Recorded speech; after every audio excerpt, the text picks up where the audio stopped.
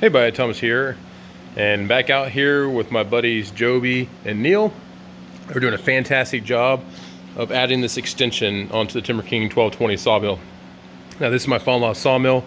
I mean, they've done a fantastic job. It looks great. They've got a few things that they're measuring right now and starting to tack in there. I mean, very nice, heavy duty, strong welds, everything. It's looking great. I'm very excited to get this portion done. This portion right here on the ground is going to be the tongue portion that'll come off the front here. It's going to hook to, I think, 2 of the cross members. Not exactly sure. Little puppy dog, she's cute. But yeah, everything's been going well here. We are doing a 6-foot extension again, so this will have the capability of cutting 18 foot long. So going to be very, very capable there. The next thing we're going to be doing is in about this section, probably between these 2 closer members right here, we're actually going to put the axle. So we've got an axle as well. I think we're going to make it about 48 inches wide, and we'll mount that about right there, and then we'll have to figure out where the saw head's going to have to actually be tied down when we're in transit. And the next thing we're going to be doing after we get all this done, this back over at my place and everything, we're going to be looking at these log stops and the log dogs.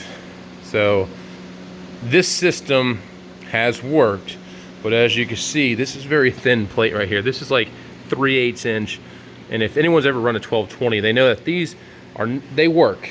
Don't get me wrong, they do work, but they're at an angle, and if you try turning the log with an angle, you got to have an upright direction. They're kind of flimsy. So one of the things, this is something I haven't really talked about too much, we are going to make a new log stop system as well as a new log dog system, something a little more robust and a little bit user friendly. And then about probably this section right here, because I've already got my spacing about what I need, not knowing this beforehand, this is where I'm actually going to add a turning mechanism to turn logs. And that's something I think a lot of people are really going to be interested in, is how to actually make this manual mill more user friendly for the people who need to turn larger logs. So that actually might work out to my advantage, having those 2 cross members so close. If not, I might go a little bit further back and add another cross member between there. I just need some extra support for this turner that we're developing.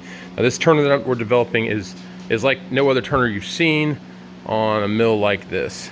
And it's something I've been working on for a few months now, and we're going to see if we can get this idea to fruition and go from there. So overall, very happy. This should probably be done in today or tomorrow, and we'll get it painted up and everything. Then we'll add the axle on it and go from there. So once we get this done, now tomorrow, I'm also, if you check out the last 2 videos or a few videos, you'll see these metal pipes that I have on my trailer.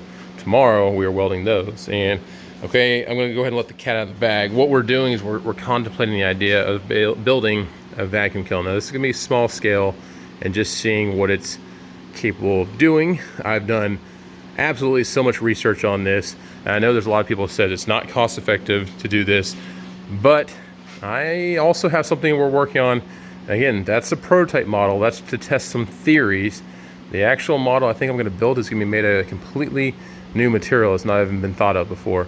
But I have to get this initial one developed and then test the vacuum pumps I'm going to use and how we're going to get some of that moisture out of there without destroying stuff. So stay tuned, a lot to come. I know this is a short little video here today, but I just want to talk about this.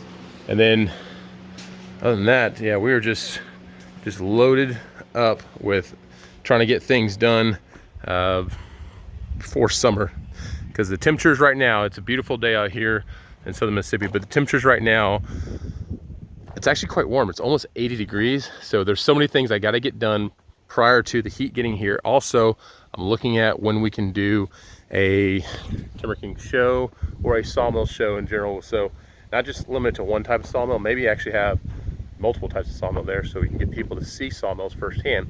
I also had another subscriber to the channel who was asking me about input on certain sawmill models, and he said, hey, if you find a sawmill like this, can you do one of your episodes searching for sawmills going over this type of sawmill? And I hadn't heard of this sawmill, so I'm going to look around the area, but again, about every 2 weeks, I'm going to try to have a Searching for Sawmills episode come out where we look at some new type of sawmill.